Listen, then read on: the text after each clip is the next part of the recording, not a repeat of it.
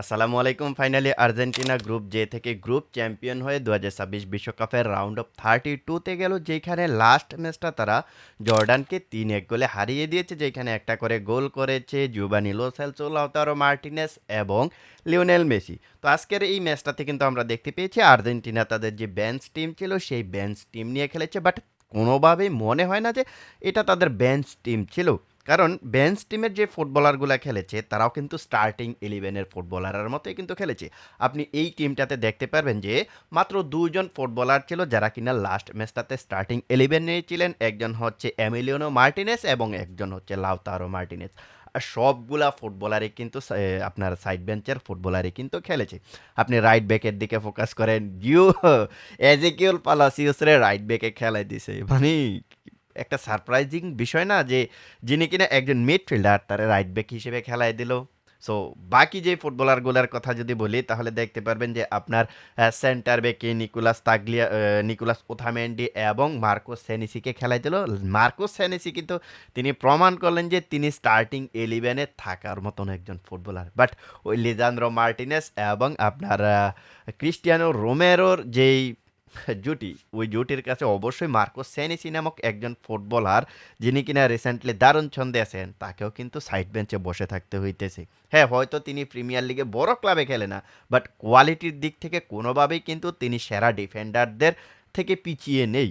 So আপনি যদি left ব্যাকের কথা বলেন তাহলে গত ম্যাচটাতে ফাকুন্দো মেদিনা, যিনি কিনা একটা অ্যাসিস্ট করেছিলেন, সেই ফুটবলারটাকে বসিয়ে দিয়ে তাগলিয়া পিকেওকে খেলানো হয়েছে। আপনি যদি মিডফিল্ডের দিকে ফোকাস করেন তাহলে দেখতে পারবেন যে পুরো শেপটাই চেঞ্জ হয়ে গেছে, যেইখানে আপনি দেখতে পারবেন যে গত ম্যাচটাতে খেলেছিল Rodrigo De Paul, Alexis Mac Allister, Enzo Fernandez, আর এই ম্যাচটাতে কে খেলেছে? এই ম্যাচটাতে জিওবানি লো সেলসো খেলেছে, আপনার লিয়ান্দ্রো ফারাদেস, সিমিওনেকেও কিন্তু খেলিয়ে দেওয়া হয়েছে।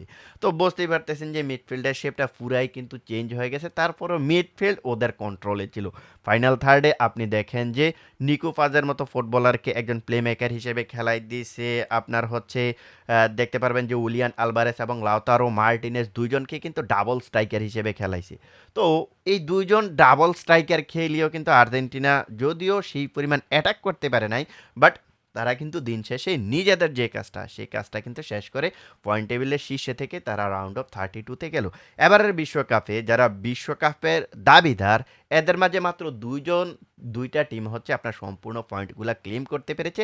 এর মাঝে একটা হচ্ছে ফ্রান্স, আরেকজন হচ্ছে আর্জেন্টিনা। এই দুইটা টিম ছাড়া বাকি যে টিমগুলো রয়েছে তারা কিন্তু সম্পূর্ণ পয়েন্ট ক্লেম করে সেকেন্ড রাউন্ডে যাইতে পারে নাই।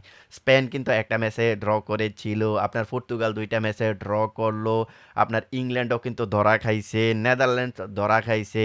তো বুঝতেই পারতেছেন যে ভালো ভালো যারা টিম ছিল তারা কিন্তু সম্পূর্ণ পয়েন্টগুলা ক্লেম করে বিশ্বকাপের রাউন্ড অফ 32-তে যাইতে পারে নাই, একমাত্র ফ্রান্স এবং আর্জেন্টিনা ছাড়া। সো আর্জেন্টিনা লাস্ট ম্যাচটাতে যেই ম্যাচটা খেলেছে, ওদেরকে আপনি ধরতে পারেন যে ওরা বেঞ্চ টিম নিয়ে খেলেছে। আমার কাছে মনে হয় না যে এটা বেঞ্চ টিম ছিল, ওদের এইটা ধরেন যে স্টার্টিং ইলেভেনের মতো ফুটবলার যারা ছিল এদের মতোই কিন্তু এরা খেলেছে সব জায়গা থেকে। যদিও আমরা এই ম্যাচটাতে আর্জেন্টিনাকে তেড়ে ফুরে অ্যাটাক করতে দেখি নাই, দরকার নাই তো ভাই, দরকার নাই। আর লিওনেল স্কালোনি এমন একজন কোচ, যদি সে লিডে থাকে সে কিন্তু কোনোভাবেই রিস্ক নেয় না। সো এই ম্যাচটাতে কিন্তু আমরা সেম টু সেম দেখতে পাচ্ছি। হ্যাঁ, আপনি বলতে পারেন যে ম্যাচের 55 মিনিটে একটা গোল কনসিড করছে, তারপরেও আর্জেন্টিনা কিন্তু ওই লিডটা ধরে রাখে, এই যে একটা গোলের লিড ছিল না, ওই লিডটা ধরে রাখার জন্যই কিন্তু তারা সম্পূর্ণ ম্যাচটা খেলেছে।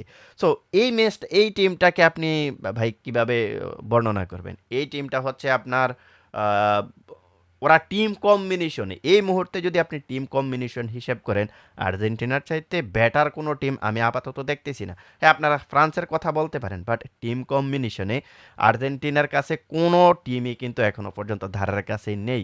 আপনি স্পেনের কথা বলতে পারেন, আপনি এই জায়গাটাতে পর্তুগালের কথা বলতে পারেন, ম্যাচ তো আপনারা দেখছেনই সবার। বাট আর্জেন্টিনা বেঞ্চ টিম নিয়েও যে কাজটা করছে, ওরা যে টিম বন্ডিংটা দেখাইছে, সো এবারের বিশ্বকাপে ওদের মতো, যেমনটা আমরা 2022 বিশ্বকাপে দেখেছি, ওদের মতো টিম বন্ডিং কারো ছিল না। এবারের বিশ্বকাপেও আমি এখনো পর্যন্ত যে তিনটা ম্যাচ হয়েছে ওই তিনটা ম্যাচ দেখার পরে আমার কাছে মনে হয় না টিম বন্ডিং আর্জেন্টিনার চাইতে কোনো টিম এগিয়ে আছে। সো এটাই হচ্ছে ওদের প্লাস পয়েন্ট। দেখুন, লিওনেল মেসি নাই, আমরা কিন্তু লাস্ট ২টা ম্যাচে এই ম্যাচের আগে লাস্ট ২টা ম্যাচে গ্রুপ পর্বে দেখছি যে একমাত্র লিওনেল মেসির গোলেই কিন্তু তারা আ সবগুলা লিওনেল মেসি কিন্তু গোল করেছিল, যেখানে ফার্স্টটা গোল এসেছিল আর্জেন্টিনার ২টা ম্যাচেও ওই ফার্স্টটা গোলই মেসি করছে। বাট এবারের ম্যাচটাতে উইথআউট মেসিকে ছাড়াই কিন্তু তারা খেলতে নেমেছিল, যেইখানে জিওভানি লো সেলসো ম্যাচের ১৯ মিনিট অসাধারণ একটা ফ্রি কিক নিয়েছে, যেইখানে মনে হয়েছিল যে এটা লিওনেল মেসি ফ্রি কিক নিতেছে। সো জাস্ট আউটস্ট্যান্ডিং একটা ফ্রি কিক ছিল, ওইখান থেকে গোল। এবং দেন হচ্ছে ম্যাচের ৩১ মিনিটে পেনাল্টি থেকে একটা গোল করেছে লাউতারো মার্টিনেজ, যিনি কিনা বিশ্বকাপে টানা ২টা বিশ্বকাপে এই প্রথম তার গোলের খাতাটা খুললেন। এর আগে ৮টা ম্যাচ খেলেছে বিশ্বকাপে, টোটালি ৮টা ম্যাচ খেলে তিনি গোলের দেখা পায় নাই। বাট নবম ম্যাচে এসে তিনি তার গোলের খাতাটা খুললেন পেনাল্টি থেকে। এখন আপনারা বলবেন যে পেনাল্টি বাধা থেকে গোল পাইছে, পেনাল্টি না। তো এইসব ধরনের কথা আপনারা বলতেই পারেন। বাট আপনি যদি ওই সিনারিটা দেখেন, যে ফাউলটা করা হয়েছে মার্কোস সেনেসিকে, ওর তো থোক মামকমা উড়াই দিছিল। আর একটু হলে তো ও ইঞ্জুরি নিয়েই মাঠ ছাড়তো। সো হালকা মনে একটু রক্ত মনে বাইর হয়েছে, হালকা মনে হয়। সো শেষ পর্যন্ত এই যে ফাউলটা করা হয়েছে, অবশ্যই তো এটা পেনাল্টি হয় না ভাই।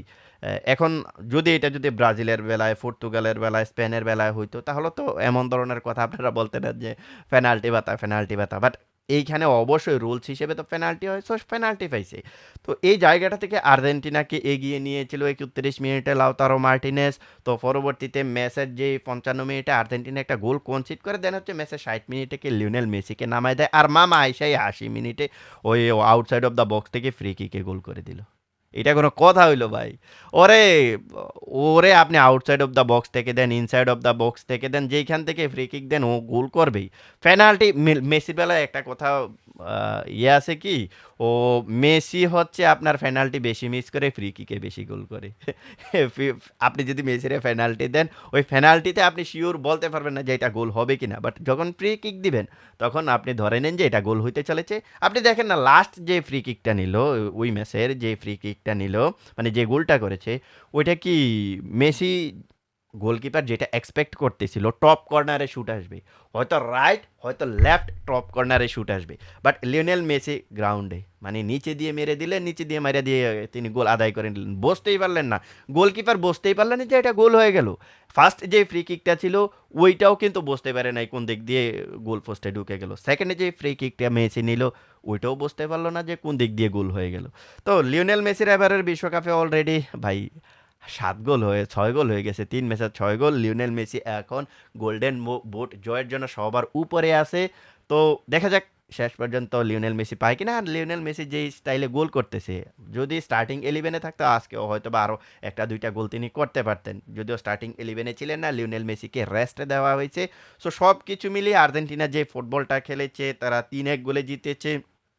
যদিও আর্জেন্টিনা ওই হাইপটা নিয়ে খেলতে নামে নাই যে আমাদেরকে এই ম্যাচটাতে আপনার ৫টা ৪টা ৫টা গোল দিতে, ওই হাইপ নিয়ে খেলতে নামে নাই। তারা জাস্ট ম্যাচটা থেকে পয়েন্ট ক্লেম করতে চেয়েছিল।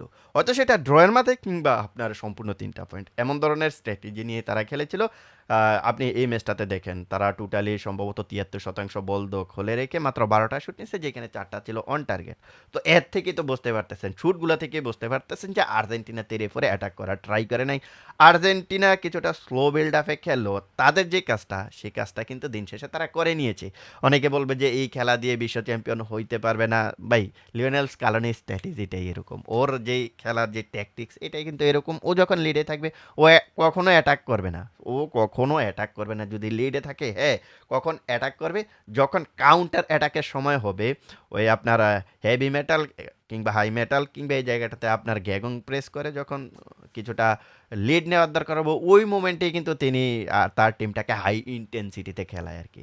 আদারওয়াইজ আর্জেন্টিনা কখনোই অন্ততপক্ষে লিওনেল স্কালোনির অধীনে কখনোই এমন ফুটবল খেলে না যে তারা ৩টা ৪টা গোল দেওয়ার জন্য মাঠে নামবে, এমন ফুটবল তারা খেলে না।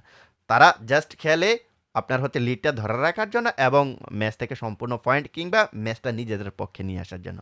সো দিন শেষে যে জিনিসটা বুঝতে পারলাম এই মুহূর্তে, আর্জেন্টিনার ভাই টিম কম্বিনেশনের সঙ্গে এখনো পর্যন্ত কোনো টিমকে আমি ওই লেভেলে দেখতেছি না। সো দিন শেষে তারা যদি চ্যাম্পিয়নও হয়ে যায়, চ্যাম্পিয়ন হওয়ার সম্ভাবনাও কিন্তু বেশি, কারণ তাদের যেই রোড টু উইন 2026 বিশ্বকাপের চ্যাম্পিয়ন হওয়ার জন্য, ব্যাক টু ব্যাক চ্যাম্পিয়ন হওয়ার জন্য যে রাস্তাটা, এটা অনেকটা অন্তত পক্ষে আপনার কোয়ার্টার ফাইনাল পর্যন্ত কিছুটা ইজি। হ্যাঁ, কোয়ার্টার ফাইনালে হয়তো তারা কলম্বিয়ার এগেনস্টে খেলতে পারে, ওই টিমটা ওই ম্যাচটা একটু হার্ড হইতে পারে, বাট তারা জিতে যাবে। আমার কাছে মনে হয় যে জিতে যাবে। তাদের রাউন্ড অফ 32-তে হচ্ছে কেপ বার্দে, রাউন্ড অফ 16-এ সম্ভবত অস্ট্রেলিয়ার এগেনস্টে খেলতে হবে, কোয়ার্টার ফাইনালে কলম্বিয়ার এগেনস্টে, আর সেমিফাইনালে ব্রাজিল যদি ওই দিক থেকে ঠিকঠাক কাজটা করতে পারে তাহলে সেমিফাইনালে ব্রাজিলের সঙ্গে দেখা হয়ে যেতে পারে। আর এখনো পর্যন্ত আমি, হয়তো আপনারা বিষয়টা কিভাবে নেবেন জানি না, হয়তো ব্রাজিলকে তারা হারিয়ে দিবে। এখনো পর্যন্ত শেপ কিন্তু তাদেরই ভালো। টুর্নামেন্ট যখন প্রোগ্রেস হবে তখন কিন্তু আমরা বেসিক্যালি বুঝতে পারবো, বাট এখনো পর্যন্ত আমার কাছে ব্রাজিলের চাইতে আর্জেন্টিনাই বেশি ফেভারিট। তো ওই জায়গাটা থেকে তারা যখন ফাইনালে পৌঁছে যাবে, ফাইনালে সম্ভবত তাদের দেখা হইতে পারে স্পেন কিংবা ফ্রান্সের এগেনস্টে। সো ওইখানে আসলে কি হবে সেটা তো পরের বিষয়। বাট এখনো পর্যন্ত আমার কাছে যে জিনিসটা মনে হইতেছে যে আর্জেন্টিনা অন্ততপক্ষে ফাইনালে যাওয়ার যে রাস্তাটা, সেই রাস্তাটা তারা করেই রেখেছে। সো এই ব্যাপারে আপনাদের মতামত কি? আপনারা যারা ব্রাজিলিয়ান ফুটবল ফ্যান্স আছেন ভাই, প্লিজ ভাই, ফুটবলটাকে ফুটবল হিসেবে দেখেন। ট্রল তো হবেই, বাট আমারে গালি দিয়েন না। আর্জেন্টিনার জার্সি গায়ে দিয়েছে, আমারে গালি দিয়েন না। বাট আমি, আমার কাছে যে জিনিসগুলো পজিটিভ মনে হয় আমি সেইগুলাই কিন্তু বলার ট্রাই করি। যেটা সত্য সেটা তো অবশ্যই বলতে হবে। আমি যদি এখন আনায়া বানায়া বলি যে না, ব্রাজিলের চাইতে আর্জেন্টিনা অনেকটা উইক, ব্রাজিলই সবচাইতে সেরা টিম, আমি যদি এটা বলি, এটা তো ফেয়ার হবে না ভাই। এটা অবশ্যই ফেয়ার হবে না। সো আমার কাছে যে জিনিসটা অথেন্টিক ফেয়ার মনে হয় আমি সেই জিনিসটাই কিন্তু বলার ট্রাই করি। তারপরে যদি আপনারা আমাকে নিয়ে গালাগালি করেন, আর কিছু বলার নাই ভাই। সো দ্যাটস ইট, দেখা হবে নেক্সট ভিডিওতে। সে পর্যন্ত সবাই ভালো থাকবেন। আল্লাহ হাফেজ।